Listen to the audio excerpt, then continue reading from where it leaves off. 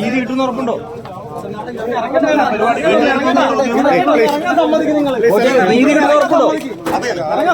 നീതി കിട്ടുന്ന ഉറപ്പുണ്ടോ?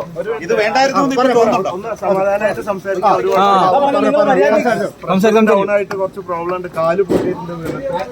അതായത് ഇത് വേണ്ട, പ്രഷർ ഡൗൺ ആയി, ഇപ്പൊ റെഡി ആയിട്ടുണ്ട്. കാല് വീണിട്ട് പൊട്ടിയിട്ടുണ്ട്. അതുകൊണ്ട് ഞാൻ ഇവിടെ സമാധാനമായിട്ട് സംസാരിക്കാം.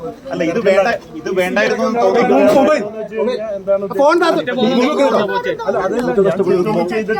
ചെയ്തില്ലെങ്കിൽ കോടതി ജയിലിലേക്ക് വിടുവോ? ശിക്ഷിച്ചിട്ടില്ലല്ലോ. ജാമ്യം നിഷേധിച്ചിട്ടുള്ളൂ. നാളെ ജില്ലാ കോടതിയിൽ ജാമ്യത്തിന് മൂവ് ചെയ്യുന്നുണ്ട്. പിന്നെ ബാക്കി കോടതിയുടെ പരിഗണനയിലിരിക്കുന്ന